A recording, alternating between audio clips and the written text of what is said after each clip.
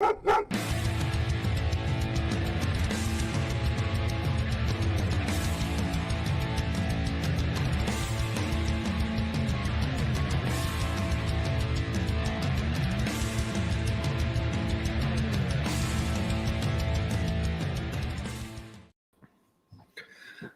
up, everybody? Aaron the Dog here, as always, for another Bellator betting breakdown. As always, I'm here with my fellow co-host, I could say at this point, Brandon of MMA Wagers. How you doing, man?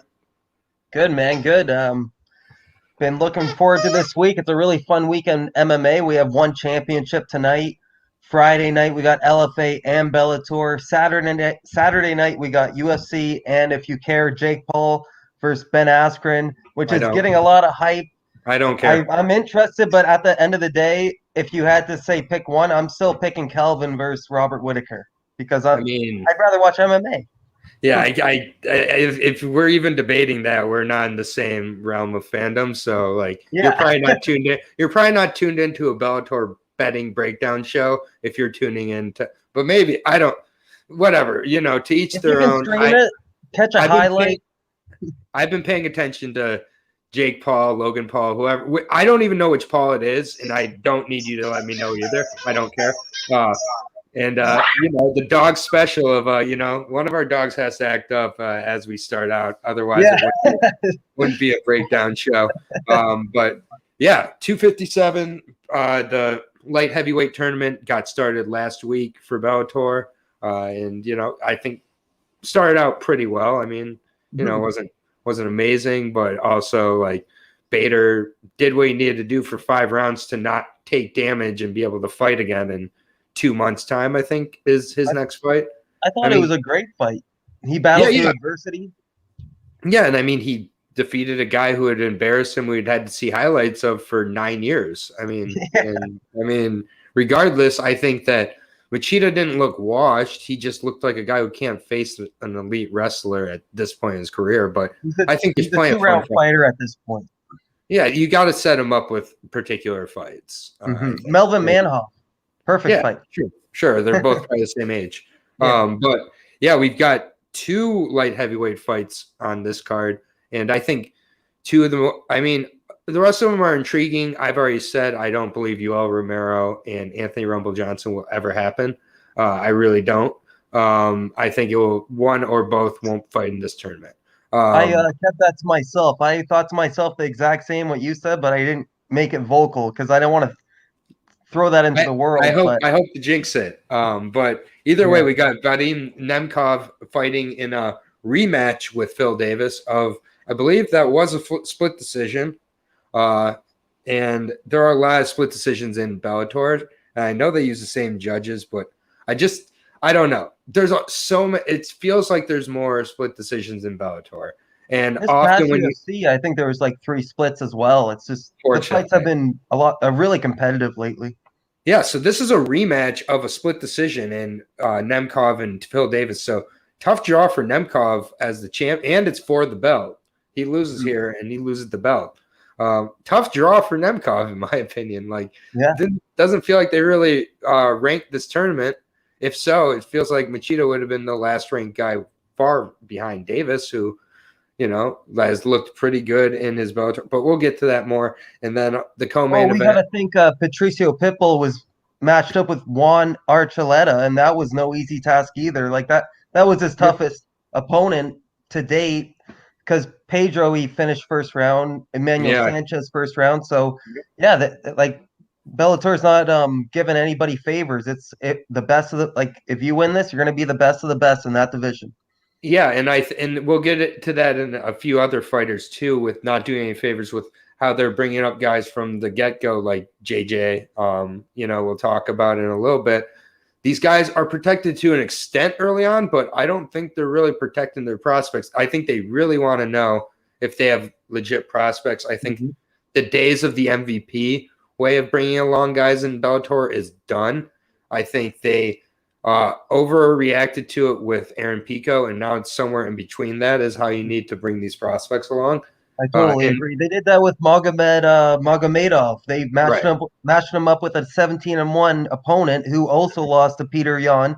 their Right. only losses were to Piotr Jan, and yeah, Yep. that was a legitimate opponent, and that showed us how good Magomedov is. So I give Bellator credit for not going just throwing them really mediocre opponents. I mean, it feels like more often than not, and then we will get right into this card, but more often than not, it feels like the main card fights sometimes are the ones we're rolling our eyes at more than the prelims now. Like Yeah, it's been a really interesting shift, whether intentional or not intentional by Coker here, because he's still doing the Scott Coker weird, like Melvin Manhoof against Ryan Bader or whatever, like he's gonna do, but. yeah.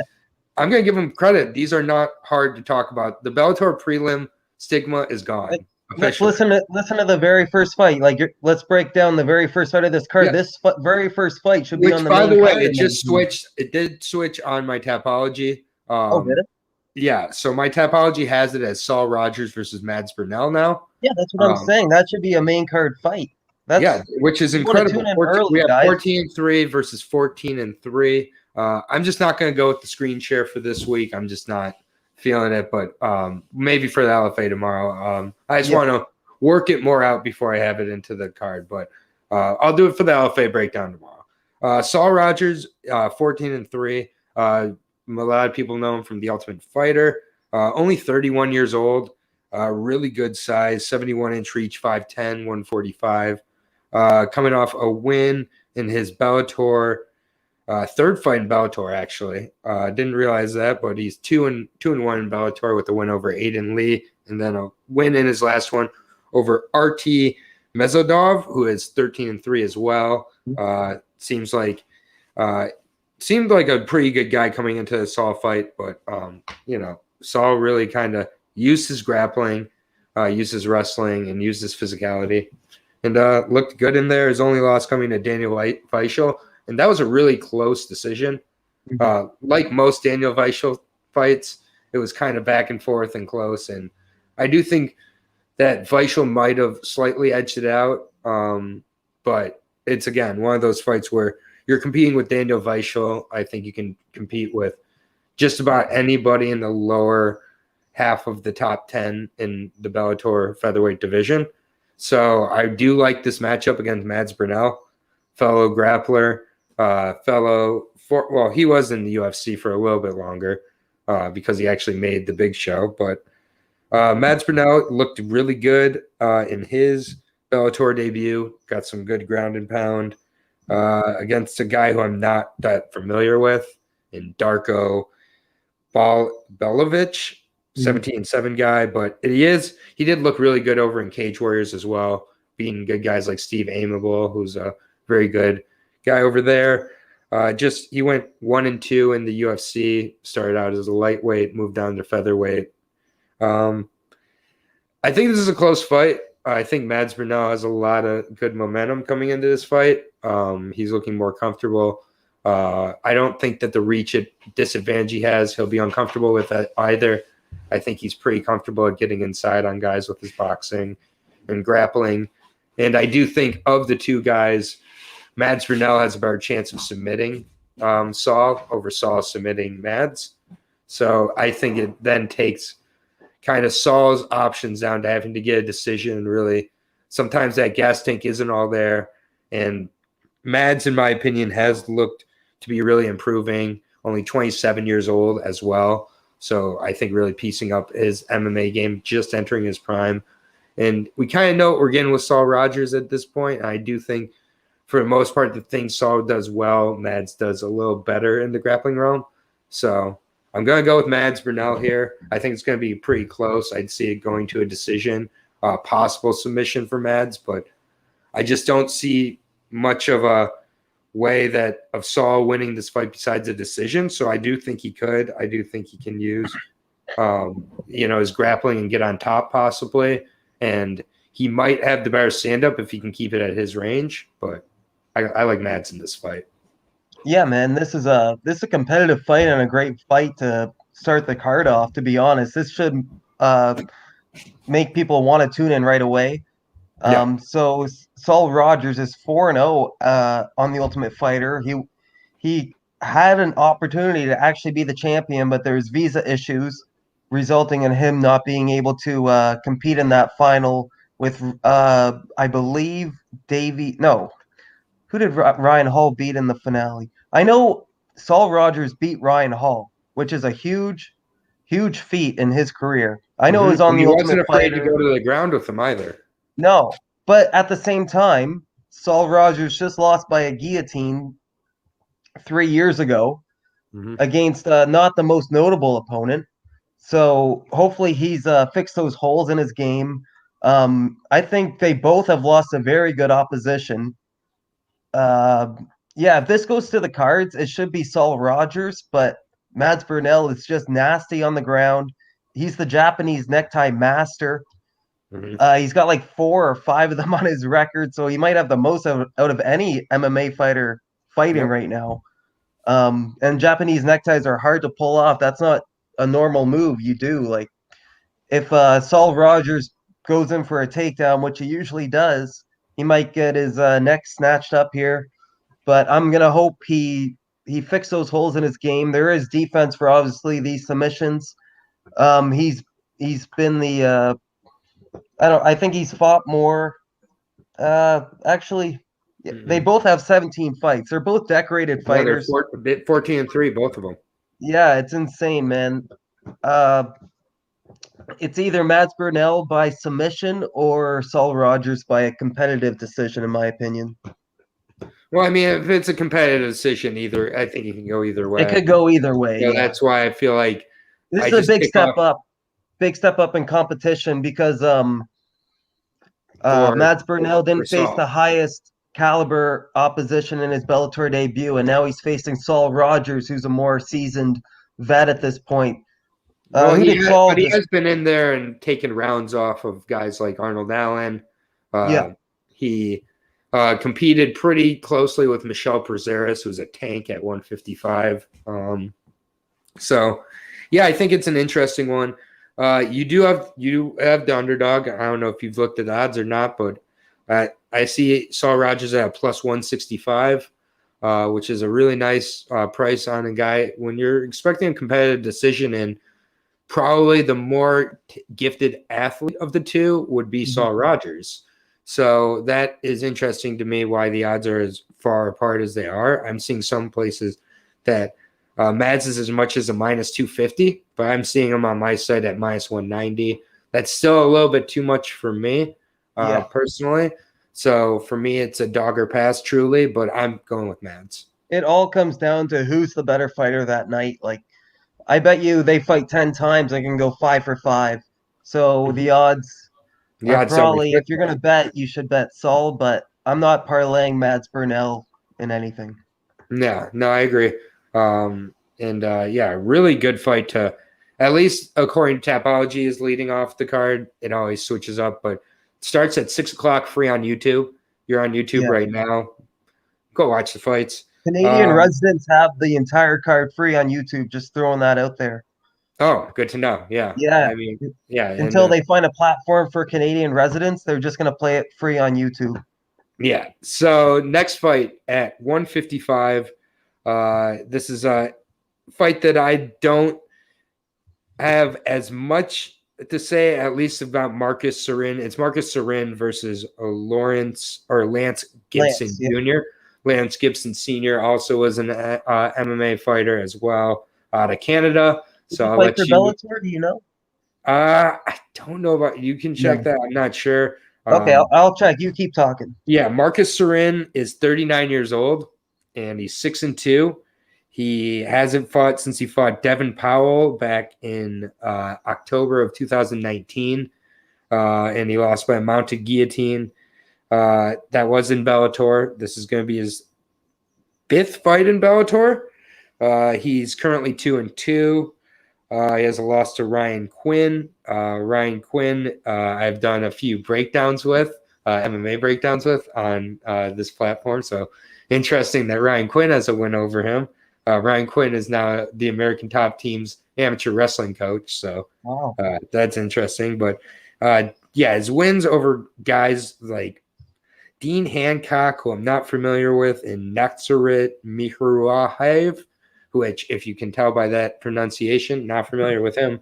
So Sarin had a fight with Vladimir Tokov that was canceled because of coronavirus back last year. And then he had another fight with Ricardo Saxia, canceled for 253. Not sure why. But yeah, he's been trying to get back in there. But yeah, overall, this guy is he's got pretty good jiu-jitsu for the most part, but also can kind of be controlled wrestling-wise and has been submitted before. 39 years old. I'm not expecting to see a better Marcus Sarin. And Lance Gibson, you'll be able to maybe talk about him a little more, but the Canadian prospect, 26 years old, 3-0. He looks good from what I've seen so far. Only one fight in Bellator, but he was able to get the back mount in that against a good wrestler in Dominic Jones. But 2-2, we're seeing him step up to a 6-2 guy with a little more experience, who's going to give similar issues, but this should be Lance Gibson all day, in my opinion. Yeah, man, I agree. Lance Gibson Jr., son of the UFC vet Lance Gibson Sr., who was 1-1 in the UFC. Yeah. Yeah. He lost to Evan Tanner, but he beat Jermaine Andre, who I've never heard of, but still, that's a fun fact. Yeah, it's back in the dark days of the UFC. Yeah, what year was that? Let me double check. 2000. Yeah, 21 years ago. Mm-hmm. But Well, yeah, it's his dad. It's on him. Yeah, Lance He was 5 Gibson. when that happened. He actually trains with somebody on this card we'll be talking about soon, Julia Budd. They both train out of the same camp. He looks like a legitimate prospect. We don't really know what to expect yet. He's still young and untested, but he's 4-0 as an amateur, 3-0 as a professional. He has never went the distance. He gets in there and he just goes to work and gets the job done by either a knockout or a submission. So you know he has skills. Like he can finish the fight anytime, but it seems to be early. When Lance Gibson fights, it's always round one. In his professional career, 3 out of 3 in round one. So it kind of worries me that if it gets to round two, I don't know what to expect. Mm-hmm. But at the same time, Marcus is turning 40 May 27th. So yeah, in a month and a bit. What weight class is this again? This is 155. Yeah, so 40 at 155. We just saw Scott Holtzman. He was 37 and he just got blown out of the gates. I know Gamrot is a legitimate prospect, but Lance Gibson could be the same thing. His father was a longtime MMA fighter. They own their own gym. They actually train out of Gibson MMA. So Lance has probably been doing this since he could walk. So I'm going Lance all day. Marcus, like, no offense to him, he's 2-2 in Bellator, 5th Bellator fight. It's just hard to see avenues where he can come out on top here. Yeah, I also like that Lance Gibson has been a certified lightweight since his amateur career. You don't see this middleweight, welterweight, featherweight. Like, he is a certified lightweight. And yeah, I think that after this one is the real test where we see maybe the adversity. I think in this one he should be able to get by. And I would expect to finish minus 500 favorite for Lance Gibson. Oh, really? That's getting a little bit tough, but we saw with a lot of these prospects who don't have a ton of experience that the Cody Laws, the Dalton Rostas, those were minus 600 favorites against tougher competition. Mm-hmm. So I still think all things considered, it's parlayable early on if you want to. I've got parlays with Lance Gibson already. I got him at minus 350, I believe. He's already up to minus 500, eh? Yep. And I think it'll keep rising. Yeah, I'm not going to put any more on him at those odds. I'm lucky I got him at minus 350. Mm-hmm. And I'm just going to go him probably by submission round one. Yeah, hopefully it's not a sweat at all. Yeah, I think after this fight is the fight where maybe he goes to the second round. He could be the next AJ McKee at this point.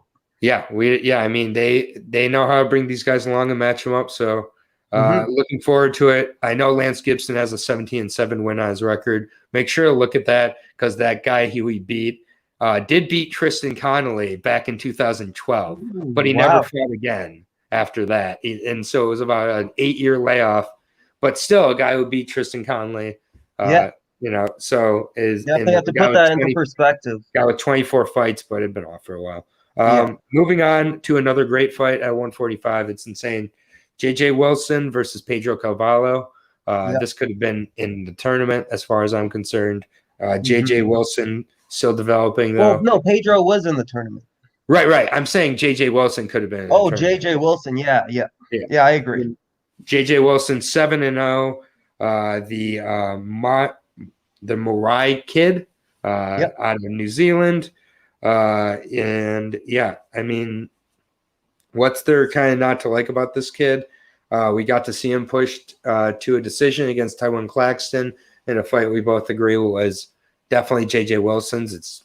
It was marked as a split, but I think that's pretty tough judging there. I think JJ really did control it for at least 2 of the rounds. Besides that, it's first round finishes. He finished a 5-1 guy with a strike in his last fight. So the striking's coming along. We already know the grappling's there, made his debut in Bellator and has had his entire career in Bellator. Made his debut at 19 years old. They've been bringing him along really well, but he's got good wins of guys like George Juarez, who I rate as a pretty good guy, especially as you're kind of up and coming. I believe he's on this card as well. And Taiwan Claxton, that win was huge for me, going 3 rounds, showing good gas and everything like that. Pedro Carvalho, this is a really interesting fight. JJ stepping up on short notice. Pedro was originally supposed to be against Daniel Weichel on this card. And, you know, I think that would have been an okay fight. I think this is a more exciting, interesting fight.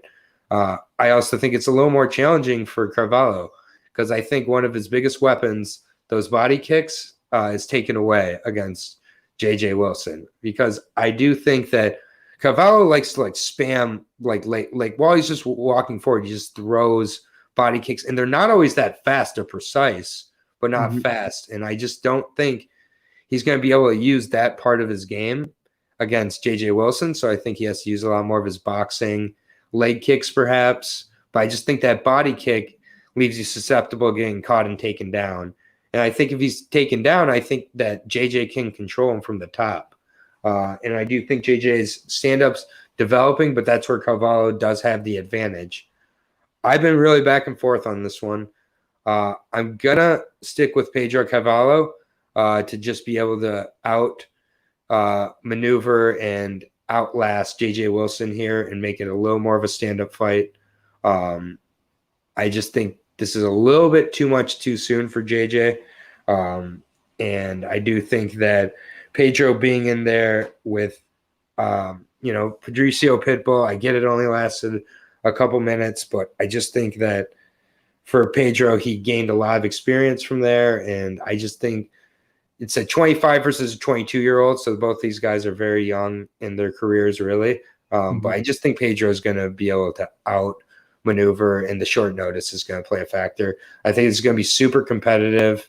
Either guy gets a finish, I'm really impressed. Yeah, man, this is a really fun fight. It's so competitive. Like this is probably one of the toughest fights to predict on the card. Yeah. JJ Wilson, like you said, is stepping in short notice. Pedro was supposed to fight Daniel Weichel. Weichel? Yep. Daniel Weichel. It's a V sound because he's from Germany. Yeah, the German guy. So it's Daniel Weichel. Yeah.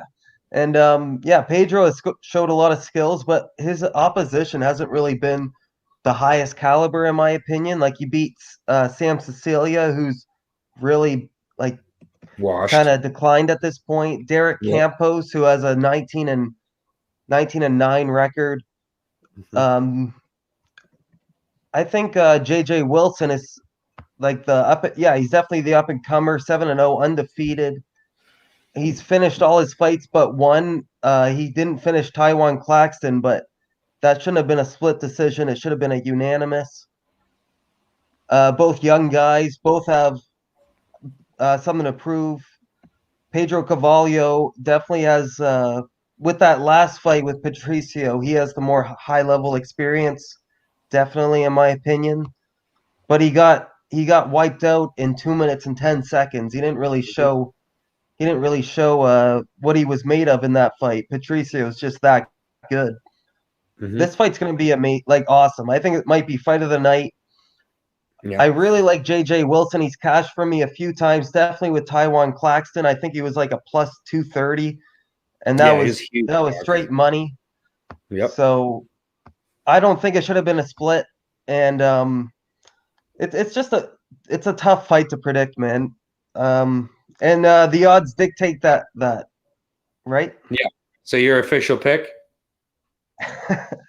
I gotta see the weigh-ins, the standoff. My early lean is J.J. Wilson. I wish I got him at underdog odds because he opened as like a plus 110, and now it's pretty even at this point. Yeah, it's plus 105 for Pedro Carvalho, minus 125 for J.J. Wilson. Oh, it turned tables. Yep.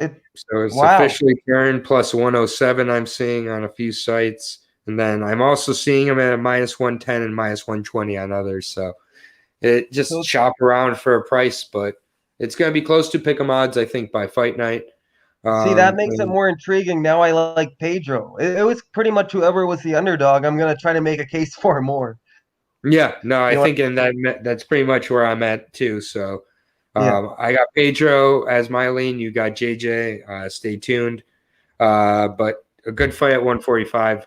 3 for 3 on really pretty good fights to start out the card here. I can't believe it. Seems like a mini main card to start off. Yeah, and I think 4 for 4, honestly, because we got Vadim's, I believe, older brother, Victor Nemkov, who I actually saw first over in PFL before I saw Vadim. And he's taking on Carl Albertson. And Carl Albertson has some really interesting experience. I'll say that first and foremost. Jerry Prokniak. I don't know. Proxniak. Oh, Yuri Prochaka? Yeah, who's getting ready to take on Dominic Reyes over in the UFC. And that was at 9 minutes and 57 seconds. So that was at the very end out of a round where Carl was winning for the most part. Using some good wrestling in it. 10-minute round. Huh? Yeah, 10-minute rounds over in Ryzen. Ryzen's, rough, but honestly, Carl really not known for his wrestling, but went to in that fight, particularly because he needed to, because the striking, as a smaller guy, he was at a little bit of a disadvantage. I think he's continued to mature into his body at 205 as he's gotten further into his career. He's now 27 years old. I think he's a legit light heavyweight at this point. He's got good striking. Against Phil Davis, it was the takedowns and the ground and pound that ended up getting to him by the end here. I think that's clearly Victor Nemkov's route, is to use his takedowns and maybe not ground and pound, but grappling particularly. It's just there's such a wide range between the two of them. Victor Nemkov is really, really just a calm fighter too. Sometimes a little bit too calm for my liking, but just like very composed, very poised. Just, kind of a grappling first fighter, but has good, decent stand-up as well. And I just think he's going to use that to kind of exploit Carl Albertson's wrestling game and his defensive wrestling game particularly. So I think it's Carl needs to catch him in the first round, or else it's a long night. Yeah, this is another interesting fight. Carl Albrechtsen actually has a win over the current Bellator Light Heavyweight Champion Vadim Nemkov, who now, so his brother might want to get some revenge here. It was a Vadim Nemkov can tell Victor, right? Is his name Victor? Yep. Yeah, he's gonna tell Victor some inside information. Like, I know what he's good at. I know what he's bad at. So he's gonna have the right information going into this bout. Carl I don't know if he got cut by Bellator, but he fought Phil Davis and then Now he's back. He had a fight outside of Bellator before returning with an against an 18 and 18 and 20 20 guy. opponent. Yeah. Yeah, so now he's back. He's only lost to like the best I've noticed opposition, that. Phil Davis, with Valentin Moldovsky, who's a legitimate heavyweight, I believe, in Bellator. Yes. Yep. And what was his other loss? You were talking about it. Jerry. Yeah, Yuri Prochazka. Yeah, that's insane, man. So if Victor can beat him, he's on the list of legitimate fighters who can beat Carl Albrechtsen. Yeah, Victor's making his Bellator debut. It's another tough fight to call. Like, I like Victor. He's got his brother on the card with him, Vadim. I'm interested at the weigh-ins. Victor hasn't fought in 2 years. That kind of, well, a year and a half. That kind of worries me a little bit. Well, he Yeah. signed with PFL and they didn't have an event last year. Oh, yeah, that's true. Yeah. Well, I think some fighters got out of that contract. There was a way out, but at the same time, it was a rough time for any PFL fighter last year. Definitely. Yeah. And yeah, he obviously has been getting rounds in with Vadim facing Ryan Bader last year. I guarantee Victor was a big part of that camp. He was in his corner, I think. Yep. So yeah, I like Victor Nemkov. I'm gonna pick him, but at the same time, I'm not completely convinced. Yeah, and the price is risky, minus 190, and plus 165 on a guy who's lost to Phil Davis, Moldovsky, and Yuri Prochazka. Those guys are the killers. All three of those guys would starch Victor Nemkov, in my opinion. Absolutely, Victor he's got twice as many fights though. He's a seasoned vet at this point, even though he's so young. Yeah, I think this is an interesting one. I would have loved to take the dog just because I do feel the Nemkov name is driving this up a tiny bit, but I can't. I do think he's more well-rounded. Victor is, and I do think the last year he wasn't sitting on the couch. I just think that he was right there with his brother, helping him become the best light heavyweight in the world. And it's weird they're both light heavyweights, and like how that could quickly become weird. But that aside, I'll take Victor as well. I haven't touched this fight at all. In a betting perspective, I haven't put any of my money down. So we'll see what the weigh-ins have in store. Yeah. It's hard to pay 2-1 for Victor Nemkov. In my opinion. I mean, coming off of a draw against a 43-year-old, I believe. Yeah, and then it was a split before that he could have lost. Yeah, honestly, in the PFL, he didn't look all that impressive. So coming over against a guy in Carl Albrechtsen who really could blitz early and put him away before he gets started. Dog or pass. Yeah, absolutely, man. Don't invest heavily in this fight at all. Yeah, Chico agrees. There we go. Yeah. And go ahead and got my dog's attention. Take us away with the next fight. It's Raymond Daniels versus Peter Stardonik. This is the fight where Raymond Daniels spinning heel kicked the guy in the balls like 4 times, and he ended up rupturing his ball. What are your thoughts on this fight? I don't have much thoughts. So we got a rematch here. Raymond Daniels really damaged Piotr. I'm surprised they made this rematch. Raymond Daniels spinning back kicked this guy's midsection twice. He did it once, and then it was like literally 30 seconds later, he did it again. There's no way Peter Stanochik?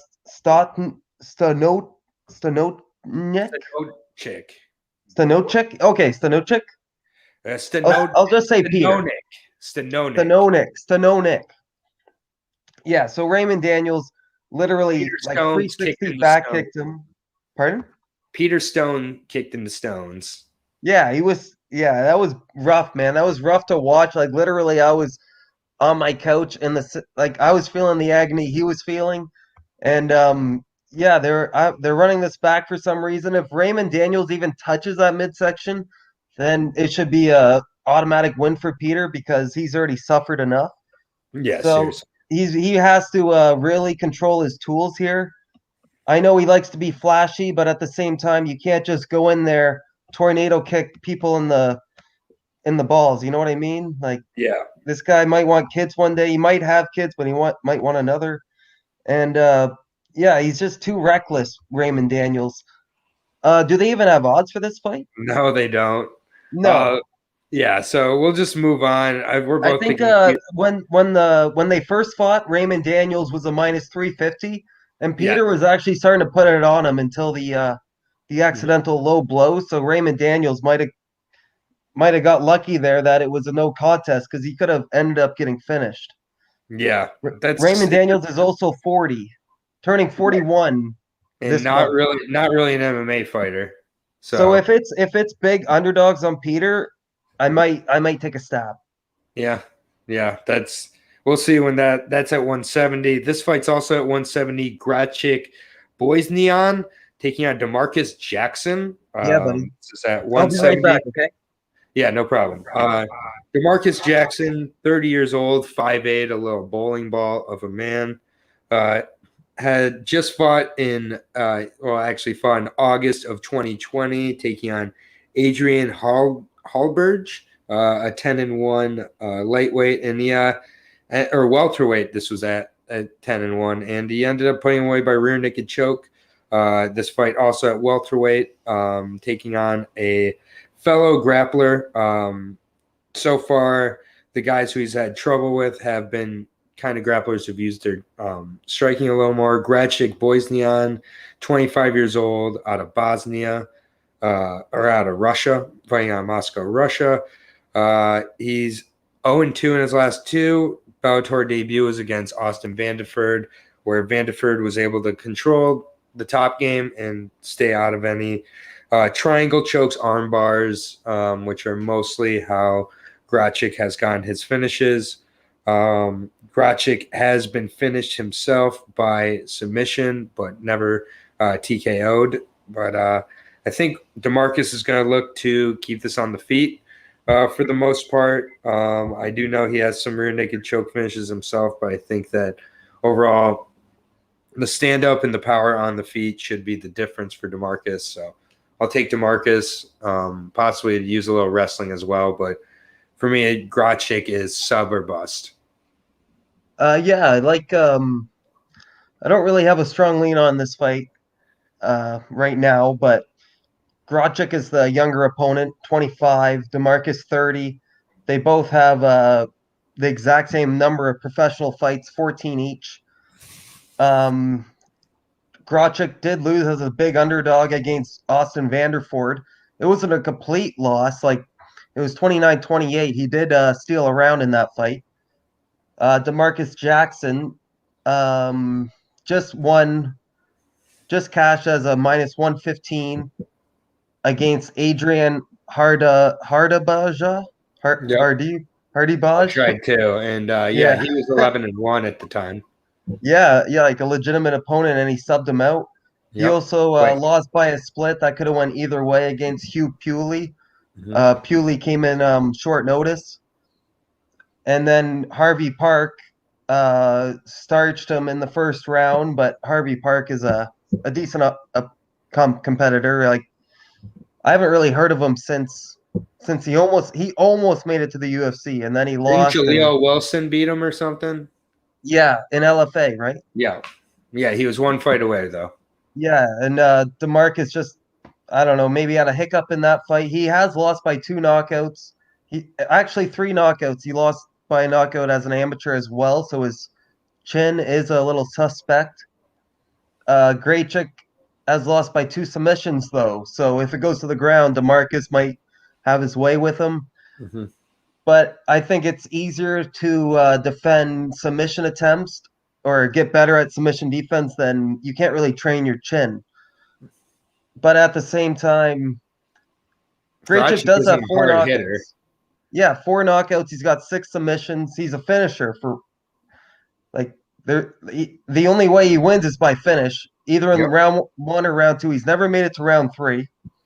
DeMarcus Jackson has some decision wins, 4 decision wins, 2 unanimous, 1 split, 1 majority, 8 decision wins as a amateur. So if he's going to win, it's most likely going to be a decision, but you can't count Grachik out with that with that 100% finishing rate. He's Mhm. young. I've seen on Instagram some training videos he's been doing. Uh, I'm leaning Graychick in a way early, Okay. and Yeah. you're So going I'm DeMarcus. I'm leaning with DeMarcus. Yeah, I think the physicality overall and the experience advantage for DeMarcus, I think, will end up with, it's kind of similar to my take on the fight earlier between Mads and Saw, where I felt that Mads could win both a decision and finish. I feel Mhm. kind of similar in this one that DeMarcus can both finish and submit. I do get he has some KO wins, but I'm pretty sure those came by ground and pound for the most part. And I Yeah, just have, I don't think they came on the feet where the KOs for DeMarcus have happened. So I just really liked how I think DeMarcus is coming into this fight in the height of his prime. I think Graczyk may be a little bit too soon. He's shown so far to be maybe at this level, and I think this is not an easy third fight. So that competitive decision versus Austin just really opened my eyes a bit. yeah, That in what he way? could have a good future ahead of him. Yeah. Well, this is definitely if he wins this fight, he's definitely on the track. Yeah, DeMarcus is a minus 145 favorite. I'm fine with that. yeah. And plus 125 for Graczyk. You I probably was want hoping a he'd little be a bigger underdog, That's what but I'm saying. Yeah, I think both sides are pretty. I think if you're on DeMarcus' side, you're happy with that price, and if you're on Gretch's, you're waiting. So, yeah, absolutely. yeah, it's really another good fight. It's interesting. The order of these, I feel like they could have inversed this and had this one kind of start things off almost, or but whatever. I mean, it's a great fight. Um, we are making our way through. We're at 265 now. I don't have a lot to say about this fight. Steve Mowry versus Sean Asher. Sean Asher's Instagram handle is Sean Asher 185. So that's always something that makes me laugh when it's a heavyweight. Yeah. Now he's a 41-year-old heavyweight at this. He hasn't fought since 2019, October of 2019. He had a fight against Harry Hunsucker that fell through because of Corona. He was supposed to fight the guy who beat Joe May, Kyle Norbert, but Oh then yeah. he ended up pulling out for some reason the week of the fight. So Sean Asher's just been trying to get a fight. And then Steve Mowry, you should know him at this point. I think he's been to Bellator 4 fights now, all finishes, a few Kimuras and Americana, and then finished Sean Teed by knees. Sean Teed is one of these guys on the regional circuit for heavyweights that you beat along the way if you're a decent heavyweight. Mm-hmm. Uh, Chris and Dawkins is a yeah, good example. Chris Dawkins put him away. Juan Adams Yeah. also was able to put him away. So don't judge too much into Sean Teed equals great wins. But for the most part, if you beat Sean Teed, you're at least a decent prospect. I think Sean Mowry is a very decent prospect, 6'8", really good size. Started at 238 in his first weigh-ins for Bellator. Then it was 245, now 252, probably going to be 258 range. Like, continues to develop into a true heavyweight here. And I mean, they're taking him along really slowly here. I mean, Sean Teed was the best guy he'd faced so far in his career. He'd faced a few guys who are 4-0, but we don't really know. Mhm. And now he's facing a guy in Sean Ash who's 13-3-1. So I will give him that. But I just think for the most part, Sean Asher, like, I've watched an interview with him. He doesn't look to be in the best of shape to me. Still has a full-time job. And just, I mean, Sean Asher had some good striking in his last fight. I was able to see against Anthony Trotter, but that's a 4-6 guy. So that's that. I just think that there's some holes in his grappling game, and that's where Mowry has shown that he's really strong. Asher's lost by submission in all 3 of his losses, and I think it's going to be 4 losses here. Mowry gets a sub. Yeah, absolutely. This might be my most confident pick on the card. Yeah. Tall Steve all the way. If you listen to the what's his name, Adam, the MMA roasted guy, Hunter. Adam Hunter. Yeah, Yep. he Tall Steve has made a couple appearances on there. He's a very intelligent guy. He He comes from a really great camp, Sanford MMA. He's gotten rounds in with Kamaru Usman, Gilbert Burns, like Yep. some of the most legitimate names in the sport right now. He actually has a good win over, not a lot of people know, Gokhan Saracom. That was 2 fights ago. Yep. Gokhan has had a fight since then and actually knocked out a promising heavyweight Jaffe Holton, Yep. who I've only heard good things about. And Gokhan went in and just demolished him. And we saw what Steve Mowry did to Jofi. And Steve also beat, like you said, John Teed. So Mhm. he's got a lot of momentum riding right now. I'm going tall Steve all the way here. Sean did have a fight not too long ago in Bellator, I believe. Sean Asher? Sean Asher, sorry. No, he didn't fight in Bellator, has he? No. No, he's making his Bellator. Oh, Yeah, yeah. he did lose in Bellator back in 2012. Okay, yeah, and that was probably at one. I think that was at 185. Yeah, that was at Yeah. 185. So now he's coming back at pushing the 260 limit. Yeah, I'm all over tall Steve, man. Like, he should get this done. He's got a finishing rate of 100%, 5 in round 1, 63%, 2 in round 2, 25%. So it's going to be round 1, round 2 submission or knockout for our boy tall Steve. Yep. Who, if you can find it for minus 800, that's the cheapest price you're going to find them for. Minus 900 to 1,000 on most sites. Oh, shit. But we can Cut get it that down inside with the distance, maybe Yeah. minus 190. Maybe. Inside the distance is going to be minus 400. Yeah. You fucking wish. We'll go round 1, round 2, and hopefully they're both plus Yeah, one money. of those could be minus 190, maybe. Maybe round 2 would be minus 190. Yeah, I've been keeping an eye on my bookie. I haven't seen odds for it yet. So Yeah. I predicted, though, minus 600. I told you a couple days ago. Yeah, you got to be creative there. Steve Mowry, we're both with it. Throw them in some parlays. Yeah, we got 2 more on the prelims here. 145 featherweight fight between Julia Budd and Diana Silva. This was supposed to be last week. They just moved it a week. Diana Silva, I can't find any tape on her. So, no, because it doesn't exist. She's an unknown. She's super unknown. She has 1 punch finish and a lot of decisions. She lost a few split decisions and a majority decision, including to Jennifer Maia. The Jennifer Maia fight was at 135. She has never fought at 145. She's fought at 139. Then she had a fight at 154 that she lost. And then back to 135. She was on the Contender Series against Giselle Morea in one of the most forgettable fights ever. I don't even remember that fight at all on the Contender Series. And I cover every single one. So that was a tape delay fight, I believe. They taped it like 2 or 3 months before, and then they played it for the Brazilian audience. She's a huge underdog here against Julia Budd. Julia Budd should be able to get some sort of finish by strikes in the first round. That's my assumption. Julia Budd, her losses: Amanda Nunes, Ronda Rousey, and guess who else? Cyborg.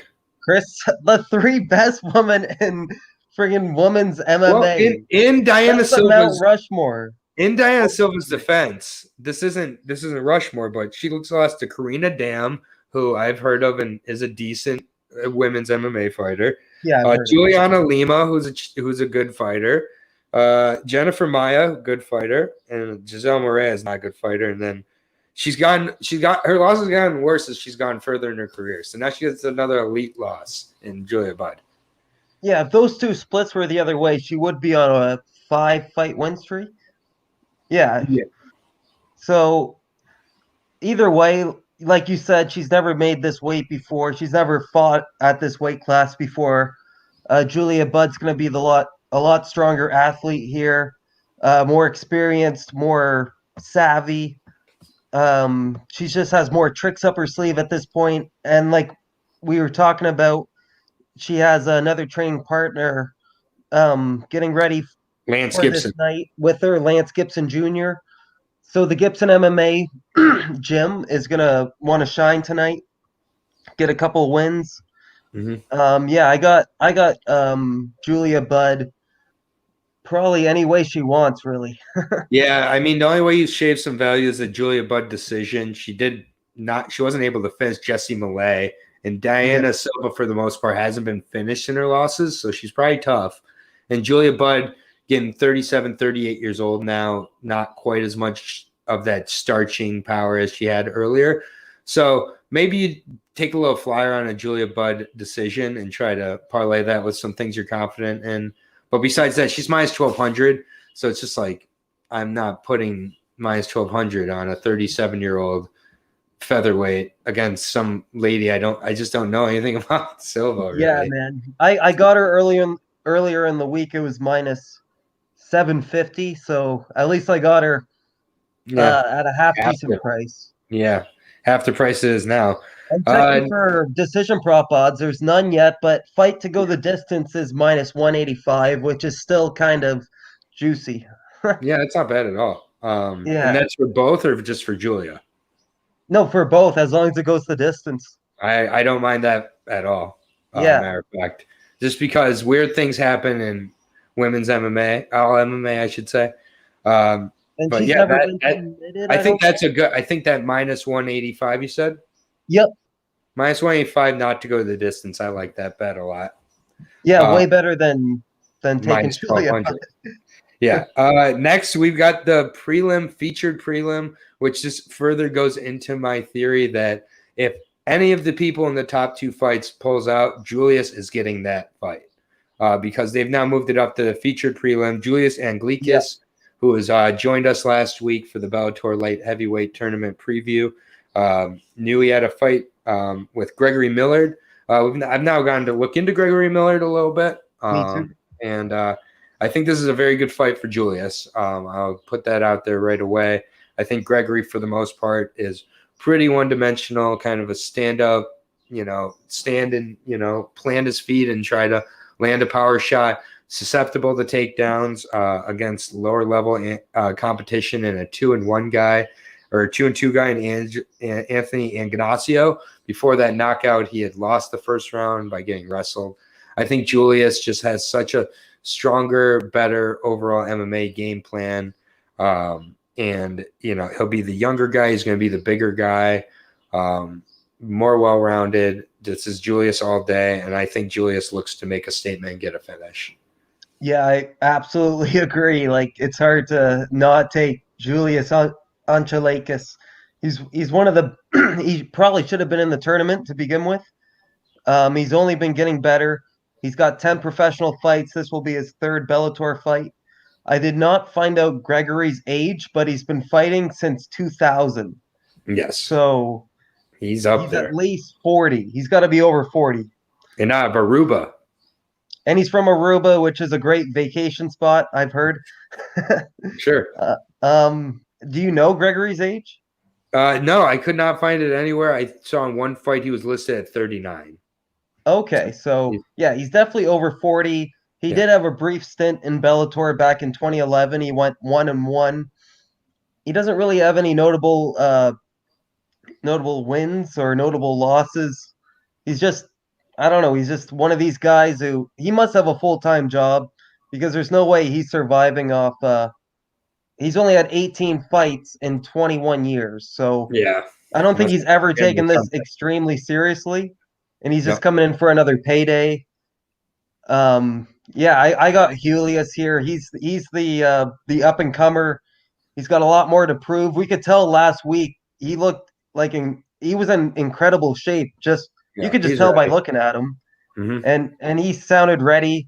He's a tank, man. And what's his finishing? He's 7 out of 9 finishes, 3 out of 9 in round 1, and even if it goes to round 3, he's got 3 round 3 finishes. So his gas tank is up to par. He can finish it even if it goes late. I think Gregory he gets has been. Pardon? I think it's a submission for Julius. Yeah, because Gregory has lost by 2 submissions. His chin must be pretty good. He's never lost by knockout, which is a great accomplishment going this long and not losing by knockout. You must have some good defense or footwork. But if Julius is obviously going to be able to get this to the ground and just work him, probably get a armbar or a guillotine. Yep. Yeah, I think rear naked choke is what Oh I yeah, he does have 4 rear naked chokes. Yeah, yeah, and I'm not Gregory's gonna never lost by a rear naked choke, which is another crazy thing. yeah, exactly. Yeah, I'm just yeah, I think this is a really good opportunity for Julius though.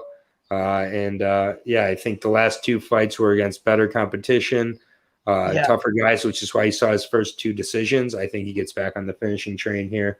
I Um, lost some money on that Alex Polizzi fight. yeah, I mean, a I lot of had people did. Alex, It was a, and I that's mean, what made me remember his name. I'm not gonna forget him. I'm like, this yeah. guy's for real, man. And so, yeah, we are on to the main card. It's a 4-fight main card, so it's a quick one here on Showtime. Most of the fights are free on YouTube over here and free for you all over there. Yep. Main card starts with Vita Ortega, who I had a great time watching all of her fights. She is so fun to watch. Yeah, man. She's 5-4 for a reason because she's just kind of a savage. Has faced some crazy competition too in her career. Taking on Desiree Yanez, another wild woman. The tape on these two was almost identical because they both just kind of go in there and throw down. Vita Yeah. uses a little more wrestling base to her approach. But yeah, I mean, honestly, I really liked what I saw at Desiree. I thought she's really exciting on the feet. Seems to have, a good range of strikes that she throws. She's really not afraid of getting in there. Coming off a split decision against Melissa Martinez, who is 6-0, very, very good fighter, though. And I think that they were going to fight again, and then Corona happened. So it was obviously a very, very close split decision. They felt the need to run back, and she wasn't. The fight before that was against Polina Vargas, who was 4-0 as well, and she ended up breaking her leg in that fight. And like it was a really good performance, a really close fight. Yeah, Desiree just kind of goes in there and throws down. She has a rear naked choke, but she's going in there and looking to kind of stand and bang. And I think Vita, if she's willing to do that, I think that's how Desiree kind of wins.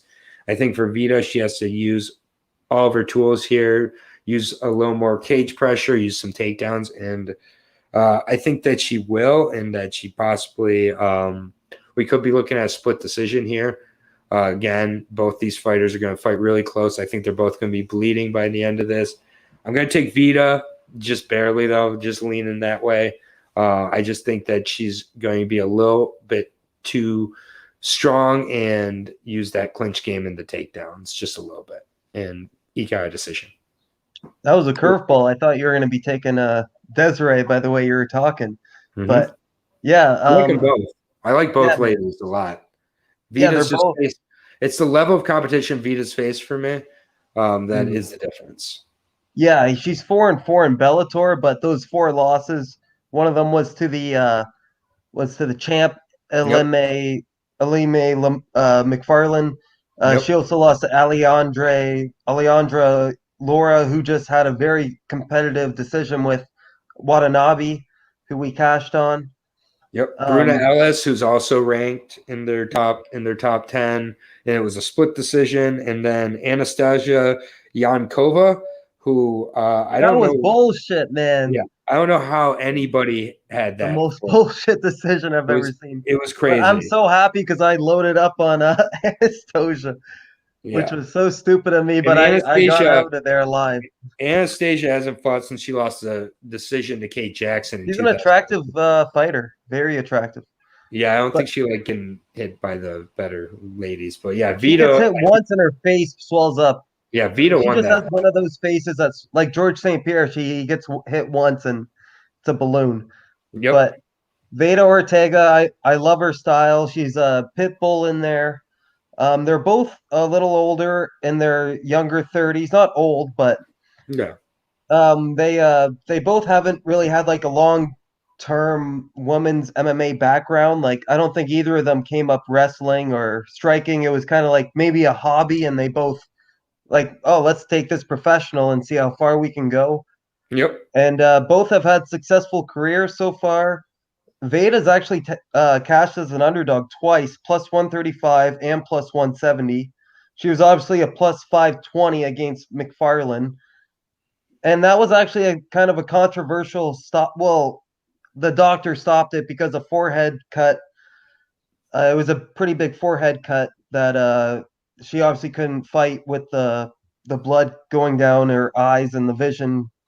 Her vision would have been compromised. Right. And yeah, my early lane was Veta in this fight. I know Desiree is a good striker, but I don't think she's faced the same opposition as Veta.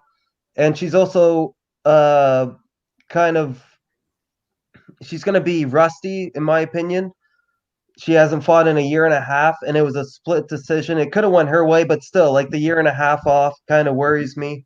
Oh well, Veta's the same way. They both haven't fought in a year and a half. They both haven't fought during the empty arenas. Yep. So it's going to be a new experience for both of them. I'll take the more. I'll take the fighter that fights for my money more, which is Veda Ortega. Yep. So we're on the same page here. She's a pick'em on most sites. I'm seeing her at Veda is. I'm seeing plus 105 on a few sites for Veda. So if you can get that underdog. Yeah, which it's just Veda. She fights in like a tank top. She doesn't look physically imposing. I think there's a lot of people who believe that some of her wins have been a little bit lucky, like the standing guillotine against Kielholtz. But I mean, she locked that in, and and she had to adjust it. She has real skill. She just doesn't. Yeah, you got to give credit. You got to give. But credit she doesn't look that imposing. She doesn't, and I think that No. plays a factor. And and Jack Shore doesn't look that imposing either. And look what he did. Right, and there's lots of fighters who don't. Daniel Cormier. But we both got the dog here, a slight dog. We're leaning with Vita. So I wish I got her as underdog odds. My bookie has her at like minus 115 now either way. So yeah, it's one of those fights where I might not even put any action on. Yeah, or take the over. Yeah, the next fight here, that's not a bad plan either. Yeah. Next fight here, we are back at welterweight to a UFC outcast in Paul Daly and Sabah Hamasi, who both have had a lot of good fortune since leaving the UFC. Sabah Hamasi, 4-0 since leaving the UFC, has a couple impressive finishes, also an impressive decision over Curtis Millender, which is definitely, I think, a huge indication of how he's going to do in this fight, in my opinion. I think that Paul Daly, he's getting to that point now in his career where he's 38 years old, really relies on explosion, athleticism, power, pure power. And, he did get the finish against Saeed Awad, but I don't really think that's that crazy of a finish. It was a catchweight bout for one. And Awad, I don't rate that highly. He came in short notice, yeah. Yeah, he came in short notice. It was originally supposed to be Hamasi who was taking him on then, and Hamasi got injured. So now they've run it back like 2 years later. Paul Daly's had a few fights set up, including another one with Hamasi, but then coronavirus. So this is the third time they've been set up. They've been ready to see each other. I think there's going to be a lot of bad blood between both these guys. They both like to talk. They both like to stand. No one's going for takedowns here. It's really who catches whom. And for me, I've always thought that Paul Daly's just a little undersized for the division at 5'9". He always just seemed a little bit short for me. And I just think as he's getting a little bit slower and older, nearing almost 40, I just don't think he's going to be able to get those jumping hooks, those jumping shots that once were there for him. I'm going to take Sabah Hamasi here. I think Sabah Hamasi gets a decision most likely in this one, but finishes on the table for either guy. But I'll take Sabah. This fight's gonna be fireworks. I'm really excited for this fight. Both these guys go down swinging. They fight on their shield, and this is one stat that you don't see very often. 33 knockouts for a welterweight fighter in MMA. When do you ever see 33 knockouts? That stat alone, like that's Hall of Fame worthy, in my opinion. Yeah. Paul Daly is a monster. I know he had a rough stint in UFC with the controversial well, it wasn't controversial, but it was kind of a, I don't know, the most unsportsmanlike move to just punch Josh Koscheck after a fight that he was getting dominated. That got him cut from the UFC. He's in Bellator now. He's 8-4 in Bellator. He lost that big time fight to Michael Page a few years ago.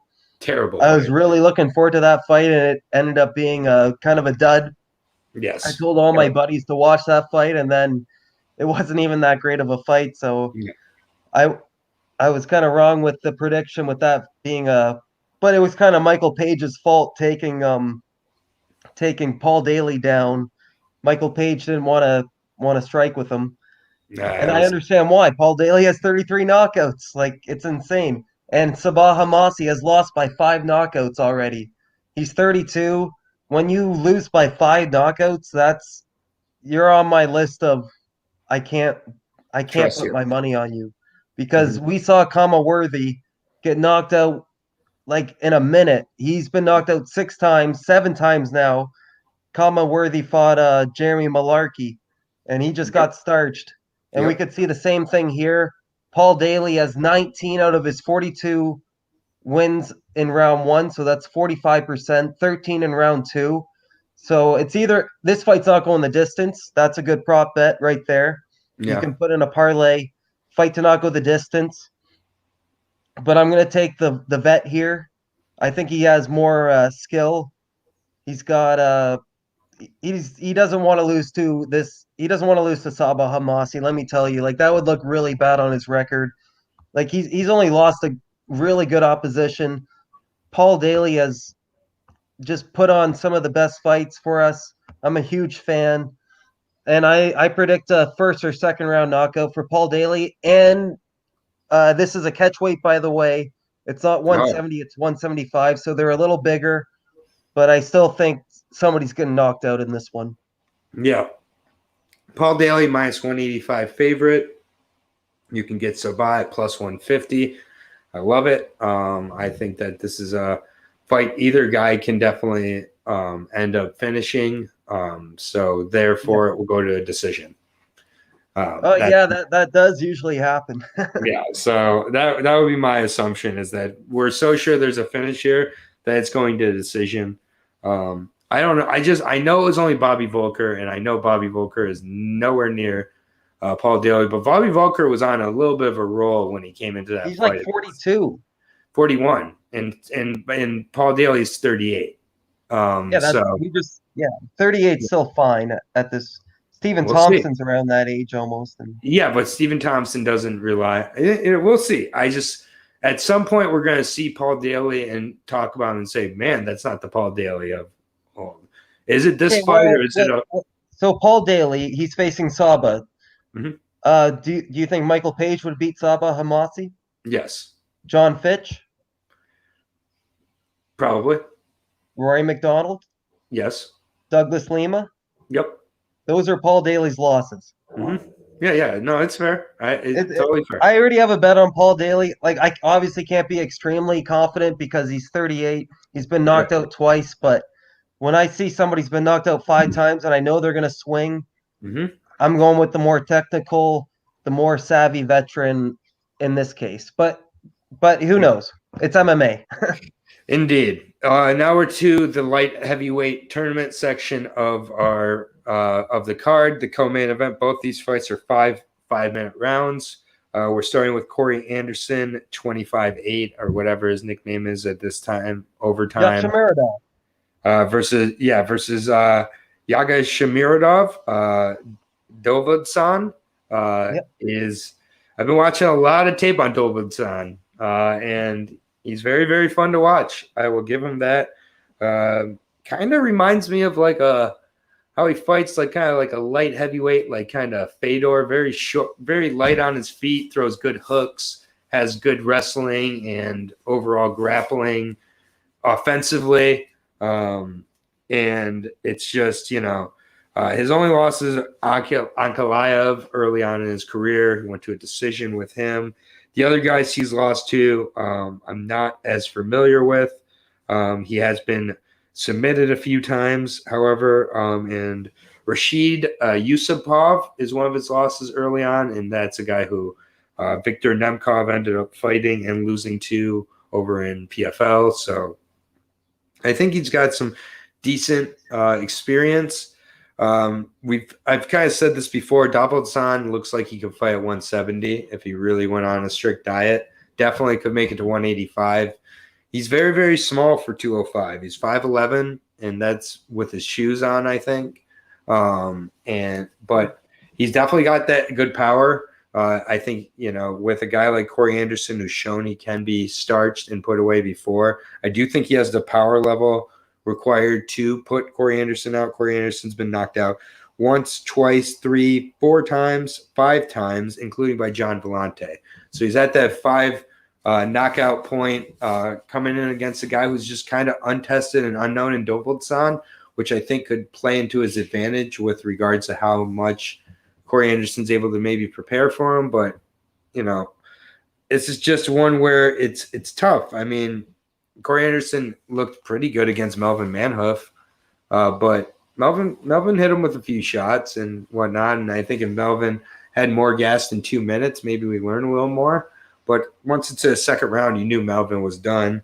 Jan knocked him out pretty cleanly back in the UFC. He had that good knockout of Johnny Walker inside 2 minutes. So, yeah, it's just tough. I mean, the guys who Corey Anderson loses to, Jan Blachowicz, Ovin St. Peru, Jimmy Manuwa, which, is not that great of a loss, went to a split decision with Shogun. I mean, I really would love to go with Davidson. I just think that Corey Anderson makes it look similar to Ryan Bader and Machida and just uses his huge advantage in the wrestling department and just grounds him, doesn't worry about a finish. There's no pressure for a finish here. A win's a win. And I just think he kind of goes out there and wrestles him for 5 rounds. Yeah, this is a kind of a tale of two. Yeah, like they both have different styles, right? Corey Anderson's going to get in your face, take you down, grab a hold of you, take you down. He's got the most takedowns in UFC light heavyweight history out of any fighter. That's crazy. 53 takedowns. So, yeah, you obviously know what he's going to do. Bellator loves picking up these wrestlers, grapplers, and I can't say much about Yaksha Meredov. He seems like a legitimate competitor. He's only 5'11", but he has 11 knockouts to his name. Mm-hmm. And when somebody's been knocked out 4 times, 5 times. Somebody, I got 4 times. No, maybe I counted it wrong. 4 knockouts and 1 split decision. You're right. Yep. And then that 1 split decision to Shogun, right? Mm-hmm. Yeah. So, and yeah, I'm not gonna rate that Melvin Manhoef win too highly. Like, Melvin's a Tasmanian devil. It's either he gets it done in round 1 or he's gonna lose. Right. I actually prop bet Melvin by knockout at like plus 1,200, and he almost did it. So I'm not even mad at trying that. Yep. I just can't trust Corey Anderson. I don't really have a strong lean on this fight either way, but Corey really should get it done here if he doesn't get clipped, if he uses his footwork, his head movement, sticks to the basics. This is a 5-round fight. I don't believe Corey Anderson has ever went 5 rounds. And I know Yaksha Meredov has. Mm-hmm. Yaksha Meredov has won 5 rounds. So who knows once it hits round 4 or 5, like if Corey's gassed by grappling, if he keeps going for takedowns and then he starts struggling to get them, he's going to be gassed and his chin is going to be up in the air with his hands down, exhausted. I'm just seeing if he has won 5 rounds. I don't think he has, to be honest. I don't think he was ever. I don't know where he would have won 5 rounds because he always kind of trips on the way up to the big fight. Just as done the way up to the big fight.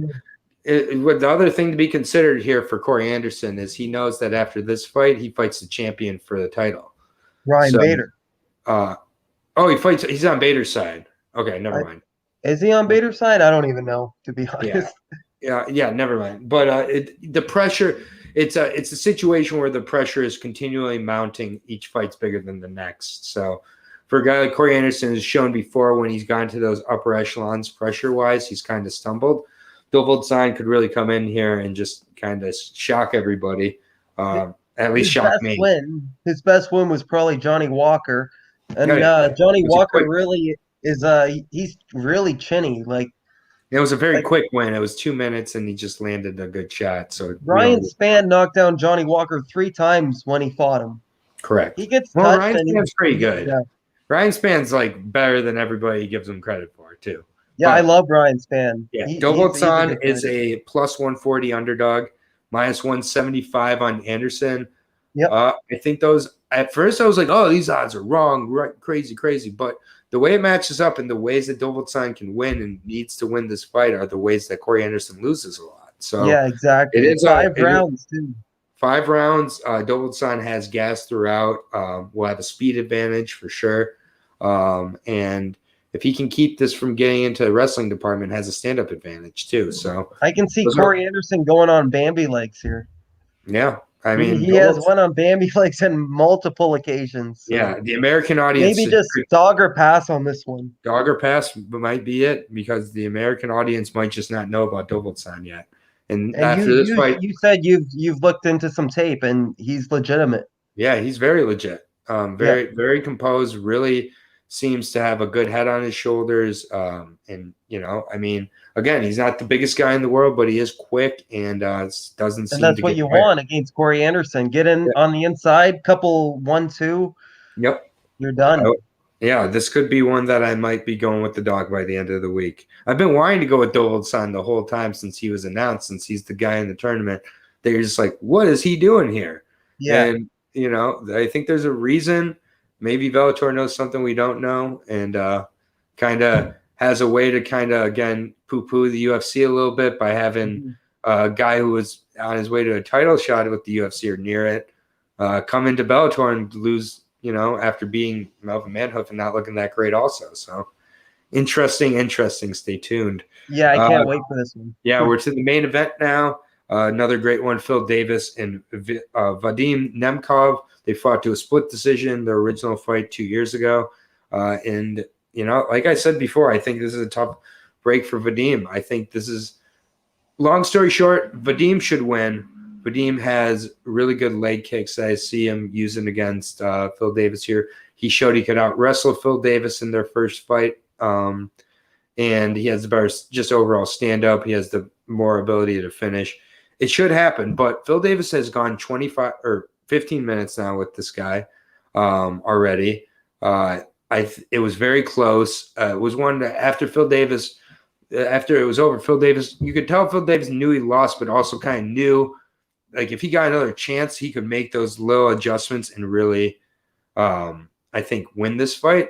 So, like, honestly, long story short, it's dog or pass for me. I think Phil Davis could eke out a decision and win this one. You're going to be sweating your money if you bet on him, though. And I think more likely Vadim ends up getting a finish somewhere, or, ends up getting to win. I don't know about a finish just because it's like Phil Davis ever been finished? I don't think he has. 5 decision losses, 3 split and 2 unanimous. Yeah, so this is just like where Vadim's a big favorite. Vadim is a minus 200 favorite I'm seeing on most sites. So it's just like a minus 200 against a guy who's lost split decisions to elite competition, and including a split decision to him. Like, this is one where it's like Phil Davis. I was tempted to bet Phil Davis on the whole Grand Prix ahead of time. He was a 16-1 underdog. I was really tempted to bet that in the first place because I do think whoever wins this fight is going to win the tournament. So, well, Ryan Bader has already beat Phil Davis twice, but those fights could have went either way. Right. That's what I'm saying. Again, they're close fights, and this was before I saw how Bader looked against Machida, so I just wasn't sure how Bader was going to making 205 3 times in 6 months also, and we won't know until the finals if Phil Davis. So, but I think it's Ryan Bader or Vadim Nemkov or Phil Davis, whoever wins this fight wins the tournament. So I'm gonna say dog or pass. I don't know if I'm gonna bet on Phil Davis yet, but it's hard for me to bet on Nemkov at this price. And with them being so familiar with each other, I think it's heading towards close decision city. And I just don't like betting a minus 200 at close decision odds. Yeah, with the judges nowadays, they have been taking the striker over the grappler the majority of the time, and Phil Okay. Davis is Yeah. really he's a good striker, but he's not elite like Vadim. He's a pure Vadim, I think, pardon? He's a pure grappler. I'd Yeah, he's a still pure consider Davis. grappler. He's in the same conversation as Ryan Bader. Like he started off as a legitimate wrestler and had to learn on the spot with his striking. Vadim, I believe, as soon as he could walk with his brother, they both got into MMA and just started just uh, sharpening their tools since they've been kids. And Vadim's only 28. He's 13-2.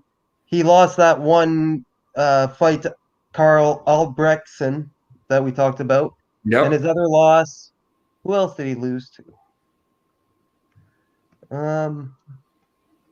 Yuri Prochazka, another legitimate competitor. And that was another 10-minute round. It was a doctor stoppage, maybe. So, yeah, like you're going to learn from those. What he did to Ryan Bader was he humiliated Ryan Bader. He made Ryan Bader turn his back. He didn't want anything to do with Vadim. And I rate Ryan Bader in the same realm as Phil Davis. So if Vadim does that to Ryan Bader, I think he can do the exact same to Phil Davis here. I don't know if he can knock him out, but he's going to be able to out-wrestle him, outstrike him. I just think he's better in every area. And it's hard to pick Phil Davis here at 36. Vadim's the champion. He's got his brother on the card. Just there's so many things going in Vadim's way here. I think Bellator is really behind him. And Vadim's already got a win over him, but that also makes Phil Davis more motivated to get this one back. So I haven't put any money on this fight yet. I am leaning Vadim, but I don't love the odds. Yeah. Minus 200, plus 165 for Phil Davis, plus 170 on Bovada. Yeah. You got to parlay him at that point. In a Phil Davis decision, you're getting the plus 300 realm. So, do they have prop bets out? I'm not sure. I'm making an assumption. Oh, okay. Complete assumption. Like it's plus 250, plus 300, somewhere in there. Over 4.5 rounds is minus 150, but I don't even like that because Vadim could starch him. Like he's on the next level, it looks like, in his past couple fights. Yeah. And he obviously learned from that Phil Davis fight.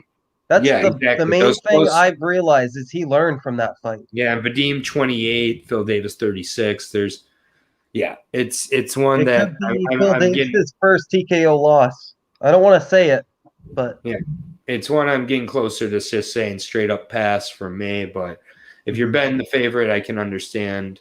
But it's just tough because inside the distance, decision, and if you're stuck at minus 210, that's rough for such a fight that's not even close. What's that? A Nemkov brother parlay. Nemkov brother parlay, yeah. Why not? Get even money. Even money, exactly. Even money on two guys. $50. There you go. Two guys who should win, turn 50 into 100. But yeah, that will do it for the Bellator 257 betting breakdown show. Nice, tidy hour and 20 minutes here. We're going to be back tomorrow at, I think, around the same time, maybe 5 o'clock. We'll figure out the time, but we'll make sure to advertise it for the LFA breakdown show. We are the only people who are doing a full hour-long LFA betting breakdown show. We're 19 of our last 21 bets. Dakota Bush is competing in the UFC this weekend. Every single weekend, LFA fighters are competing. So it's a more than worthy card to check out tomorrow from Oklahoma. So open scoring. We're going to be breaking down that tomorrow at, I believe, 5 p.m. Eastern, but we'll again advertise the time.